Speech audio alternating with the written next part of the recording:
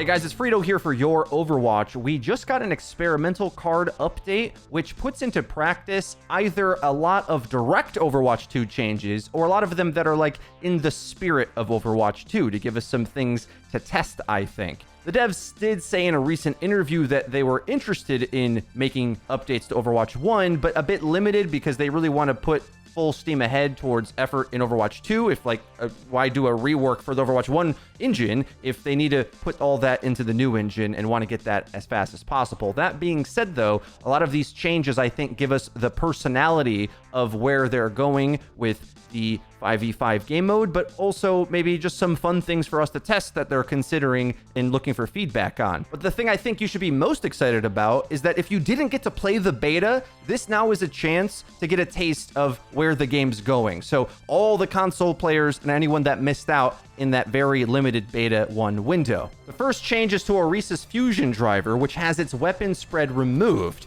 Expect that to make it more lethal at close range against smaller head hitboxes, because you can just laser it, even medium range, but particularly long range, where before it used to spread out and maybe a small character isn't really targetable by you, at least not meaningfully beyond a bit of chip damage here or there. Now Orisa can snipe you at long range. And this is a very different change to her close range brawler archetype in Overwatch 2 so far. And I think, based on the other changes we'll look at, this is more akin to maybe something they would have tried if they designed her originally differently with different rules. We'll take a look at now. The particle barrier, or the protective barrier, has a maximum duration of only 4 seconds. Can you believe that? It's 20% of what it used to be. And did this thing used to last 20 seconds? I mean, it had 600 health before. That is just such a ridiculous bouncing point. I didn't even know that number. That's how irrelevant I think it was. But now the health of it is 1200, so an actual usable shield, I'd say. Somewhat, not a strong one, but usable. In comparison, Reinhardt's is 1600, and a Diva Bomb does 1000 damage. This will be something you can chew through, but it needs to be used in a small window. I think the idea here is that now Orisa is intended to use the shield in a purposeful, almost aggressive way to go take space and then hunker down around corners, which is very similar to Reinhardt's playstyle, who needs to regenerate his shield. And notably, the enemy team doesn't have to shoot at your shield to interact with it. Orisa is a lot scarier at dealing damage, but if you're playing, let's say, Reinhardt or Wrecking Ball, who have no shield break, they can outposition you in those moments of downtime. And oh yeah, massive buff to Halt, which now has a 7-meter radius for the pull, which means you'll be able to aim it above shields, and of course, take a lot of targets off the map, pulling them out of cover and doing some extremely oppressive, aggressive play. So overall, I think this is a massive buff to Orisa individually, but I'm not so sure what it's going to mean for the entire patch metagame if all of these changes went through. I think luckily for lower tier players, you'll actually feel like Orisa can main tank somewhat, because she does her job herself, as opposed to how the top level players play, where realistically the Sigma would take space for the Orisa and she would hold ground and never give it up, which was lame anyway. I think this type of archetype for Orisa may have worked in Overwatch 1, but the reason they didn't do it, I think, was because they used to have rules that you can't play too similar to another tank. So if Ryan's got to sit on a corner and regenerate his shield, why should Orisa have to do that? Well, turns out it's because, well, that's how good tank play is made, essentially, is holding a position and thinking before you can just exist somewhere. She'll win a lot more duels now in a shooter sense, but her support system will be a lot more vulnerable, and we'll see that with some of these other changes. The next change is to Diva, where the weapon spread has been reduced by 15%, meaning that she will do more damage at close range and have more effective range against bigger targets. Because as you start to gain distance, more of those pellets will hit those big hitboxes. Similar to the Overwatch 2 beta, I don't know if Diva is the biggest winner in all of these things, but it keeps up with the offensive theme of the direction of the game. Next change is to Reinhardt, who now can cancel his pin just like Reinhardt 2.0. This buff is kind of outrageous, and I just love it. The great thing about this is that using a reposition pin helps Ryan have some flexibility against poor matchups for him. So against dive, he can more quickly get to cover so he can fight in the close range spots he wants to, or against double shield, he might be able to close the distance and survive on certain gaps that he otherwise would get exploited on. Because Rein is at threat to pin to close the distance on you, he can now corner you more easily, similar to using a Winston leap during Primal Rage to corner an enemy. Be sure not to spam this against enemy Reins though, because in a Rein mirror, having it 10 seconds of downtime where you can't also pin back to pin trade is quite a big weakness. I think this is mainly a buff in non-mirror matchups. The next change is to Wrecking Ball, where the knockback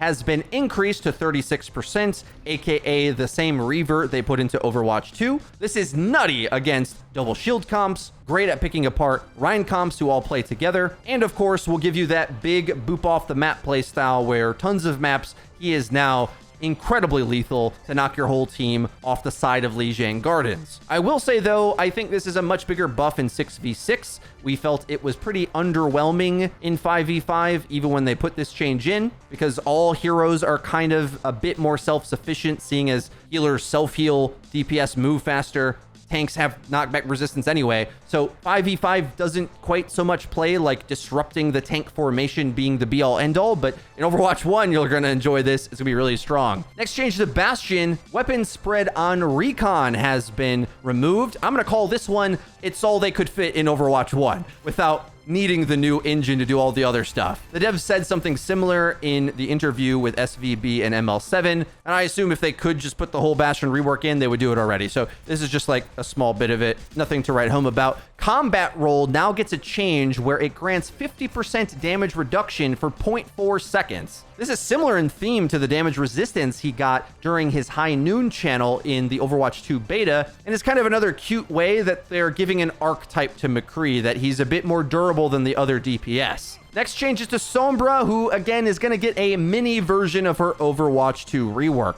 The damage has been increased from 8 to 9, which of course is going to reduce how fast she charges her ultimate, but to compensate, that ultimate generation rate has been reduced by 15%. Interestingly, the cast time on hack has been sped up from 0.65 seconds to 0.5, but the hack duration is reduced to 3 seconds, down from 5. Keeping in mind you don't retain all the other fun stuff from Overwatch 2 version of Sombra, where there's damage amplification, you can hack in stealth, a lot of other craziness. The feedback on that version of Sombra was very mixed. So I think there's a chance they go a bit back to the drawing board on her, because she is just so difficult to balance for all tiers of play.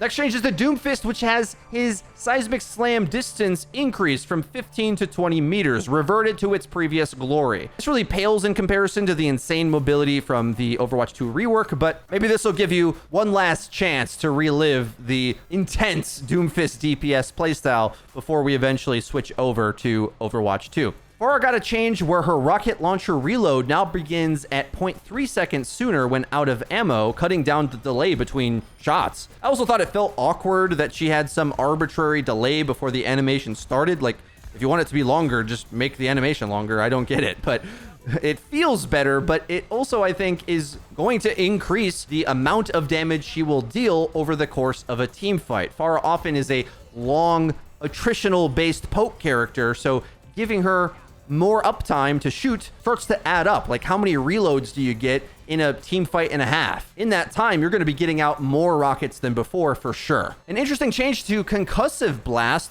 Now it will deal 30 damage on direct hit, the same as a melee. So maybe that finishes off a target when you're in a reload, or in those crazy mid-air battles up against enemy flyers where they're on chip health. You got a little finishing move for them. But also it deals 50% additional knockback to direct hit targets. This would be really key in two areas. One, she's going to launch people off the map in a lot of cases. I think that's going to be super obnoxious to get hit by and feel worse in Overwatch 1, but maybe a bit better in Overwatch 2, where you're concerned about your positioning and knockbacks are the nature of things anyway. But also particularly up against like tanks diving her mid-air, like D.Va wants to get up in her face. Well, now she can create some serious distance against them. Or in midair battles, go for a more close range direct hit and then conk blast to get the melee and the distance away from them to try to get to safety. So you kind of use them as a bounce board for you to gain distance. Next changes to Junkrat, where the frag launcher projectile radius has been increased from 0.2 to 0.25 meters, meaning that that hitbox is a little bit bigger than the character, I think. Similar to my arguments about Sombra, I think Junkrat's another character that in the community, because top level players counter him easily, just gets discounted and thinks that you can just buff him as much as you want. But mark my words, even in Overwatch 2, 90% of skill tiers will be annoyed playing against the potential of what Junkrat can do. And now he has an extra tool in his bag of tricks, where Steel Trap's projectile speed has been increased from 10 to 15, which means it will go farther, but also land sooner. So you have more intentionality of where it's gonna go, and maybe as you're flying through the air, can place it more specifically and dynamically. That's the thing I like about it best. When it's faster like this, you do have a chance to see a dive about to come and react quickly to create a bit of a map hazard for the enemy to walk into, as opposed to when it's a bit slower of the projectile speed, you sort of just have to use it out of combat. Now you can use it in combat, especially to like save your support or yourself from a diving Doomfist. Winston or Wrecking Ball usually are like some of the best targets I find. Torbjorn's Rivet Gun primary fire recovery has been reduced from 0.6 to 0.55 seconds, and the alternate secondary fire also has its recovery reduced from 0.8 to 0.7. A noticeable difference, you will be shooting faster. I am completely lost on why they feel the need to change this. Perhaps another one of those top-down balancing ideas where if he's not doing well enough at higher tiers, maybe just let him do more damage. I tend to think Torb is a lot of really guaranteed value if you've got the game sense to play him, so I get scared when his gun gets better because his turret already is a lot of value. Last change is to support. Zenyatta gets the Sparta kick added from Overwatch 2, allowing you to boop enemies away from you and also dealing more damage than a normal melee, 45 to be exact. I love this mechanic. It feels good. It looks good. It's super obnoxious to play against without a cooldown between kicks because he can just keep doing it to you as is, but I think it's a good change. And now they're trying to compensate that power level now that he's a little bit more durable. Keep in mind, he's not getting the health buff he got in Overwatch 2, but maybe he doesn't need it in 6v6 so much. The Orb of Discord linger duration has been reduced from 3 seconds to 2 seconds. So that means